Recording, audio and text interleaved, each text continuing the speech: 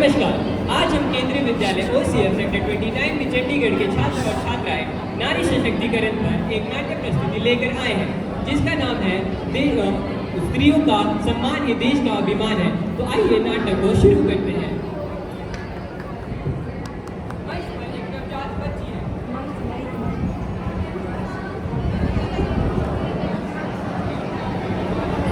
मंच पर एक नवजात बच्ची है। डॉक्टर आते हैं और घर वालों को खुशखबरी देते हैं। बधाई हो, आपके घर में लक्ष्मी हुई है। हे भगवान, एक और बेटी हो गई। बस अब इतना इसका सुनते मेरे सर चढ़ेगा। बस इतना सुनते ही न जाने कितने घरों में खुशियां आने से पहले ही चिंताएं जन्म ले लेती हैं। और उनके साथ जन्म लेते हैं न जाने कितने सवाल। अब इसकी सुरक्षा कैसे होगी?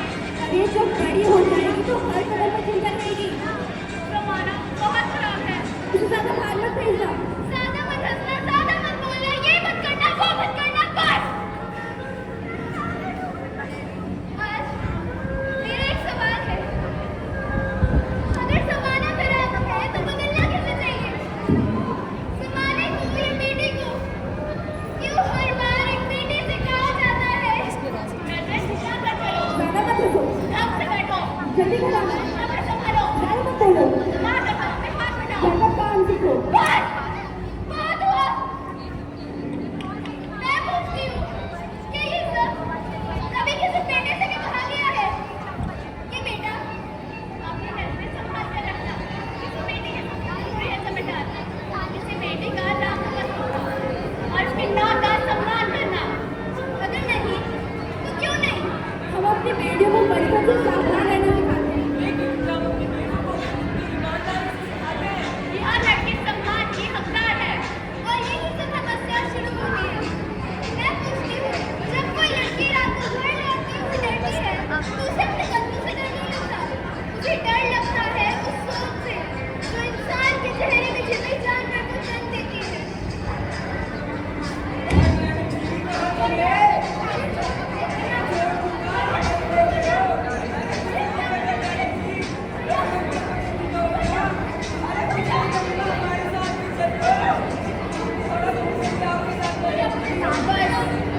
इतना सुनते ही न जाने आप में से कितने लोग फंस गए होंगे।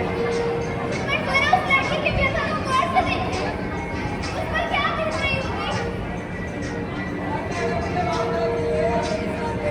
बताओ वो कहाँ चली गई?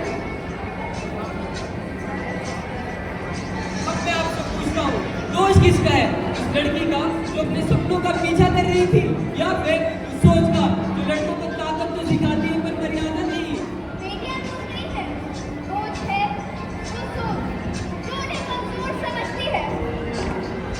माँ, मैं पूरे देश में नंबर 1 पे आई हूँ माँ। आज भी जब परीक्षा का परिणाम आता है तो अखबार का पहला पन्ना उठाकर देखिए, सबसे पहला नाम किसका होता है? किसी बेटी का।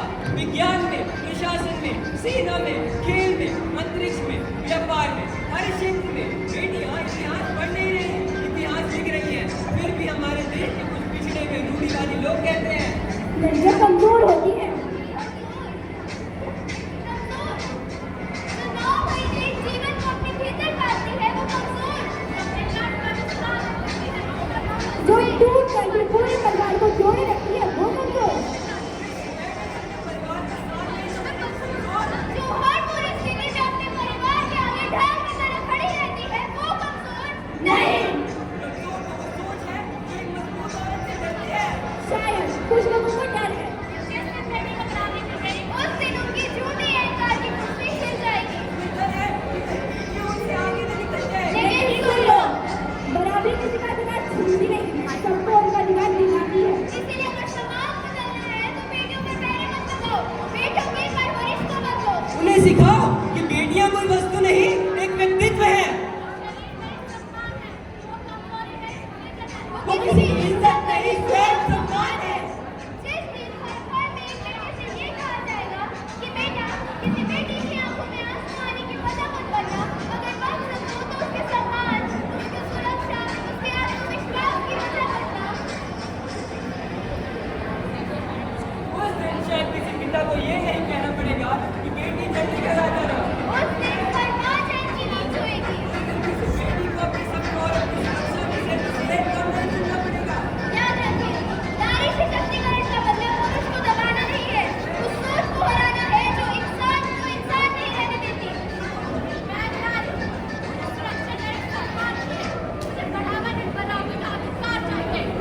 मुझे किसी की इजाजत नहीं, अपना आसमान चाहिए।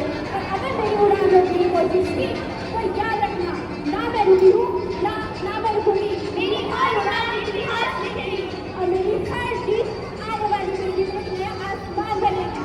याद रखिए, बेटियों को मत बदलो, बेटों की परवरिश को बदलो, क्योंकि जब सोच बदलती है तभी समाज बदलता है।